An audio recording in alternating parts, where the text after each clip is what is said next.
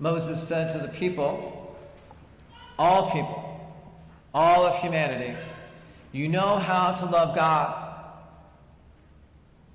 It's in your mouths, it's in your hearts, how to keep the commandments. There are no excuses.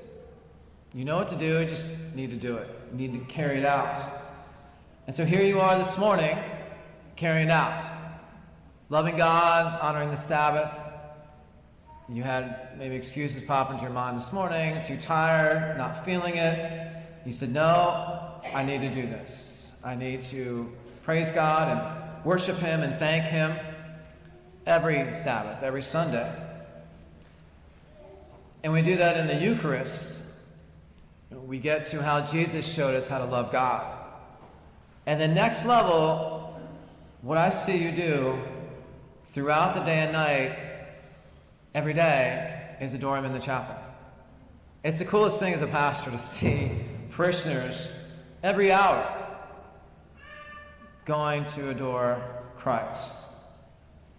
It's the next level. It's worshiping and loving God fully.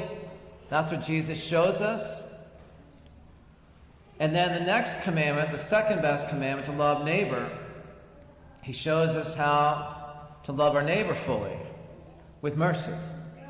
And so this famous story of the Good Samaritan, Jesus is taking us to the next level of love of neighbor. He shows us how to love God. He shows us how to love neighbor Himself. But this story introduces a new character, a non-Jew, a Samaritan, who would show the new way, which is mercy.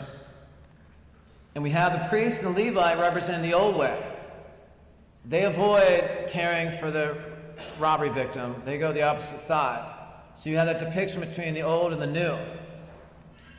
And with Samaritan, there's so much detail here. Jesus is teaching us this is how you show mercy. Very specific, detailed story that gives us ideas. To me, the takeaway is we now learn what to do from the Samaritan. And we need to learn from others, to see others in action with mercy. It's like the Samaritan learned this from others. He was ready to go. He had not only the intention to stop, but also the supplies. He was ready with help. How many times do you and I pass by someone on the road or in need, and then later on regret it? We weren't ready, or we weren't thinking about it. But He has compassion in His heart at the sight of this victim. And He stops. And thank God He stopped, because that's when the mercy started to flow.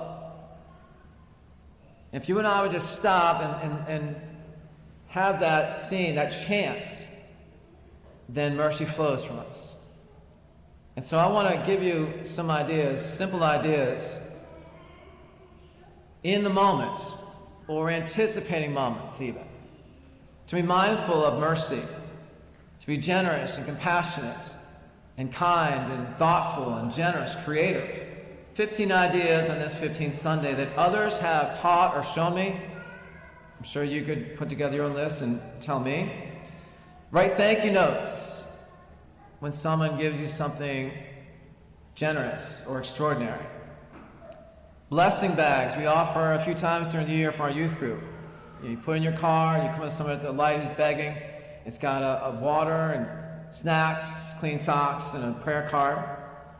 That idea actually came from a young man who I knew who used to have bottles of water in his car for that very moment. And those supplies are like the oil and wine and the bandages of the Samaritan. You probably ought to do this, send messages to people on their birthdays and anniversaries. Take the initiative in clearing dirty plates at the dinner and lunch table. Kids, I'm talking to you. Your parents do it all the time. You expect them like they're your servants. But to take the initiative, we do it with our staff. In our staff lunches, it's contagious. It's fun to watch people take that initiative. Okay, this one, be careful. All right, greet people in public with a hello or good morning. Okay, be prudent, don't be creepy on that, but the world could use some more friendliness in public. Set aside money for charities every year. The Samaritan had 2 silver coins ready to go. That provided days of lodging for the robbery victim. Take initiative with reconciliation. To say you're sorry to someone, or to start a conversation in which you'll forgive them. Go to confession regularly. To receive God's forgiveness regularly really leads us to forgive others regularly. Serve the poor and watch others do it. So many of us are rookies at this, and we sign up to volunteer, something good, it's an awesome thing to do, and then you go and do it, and you see the pros at work serving the poor. They know what to do, and they show such creativity and goodness and thoughtfulness. It's awesome to watch and to learn from them. Do one kind thing for your spouse every day, big or small. Offer up a penance or suffering for someone else, like Jesus did for the whole world on the cross. Write a personal note to a loved one. You'll never regret doing this. You might regret not doing it. When you come to Mass, have an intention in your heart for someone or something else, especially at communion. Or when you spend time in the Adoration Chapel, offer that up for someone, like a holy hour. Reach out to someone who is alone. Again, be safe and prudent with this, but so they know they truly are not alone. Last one might be the hardest. Work hard to remember people's names. That's hard. But here you are. You know what to do. Now let's all do it.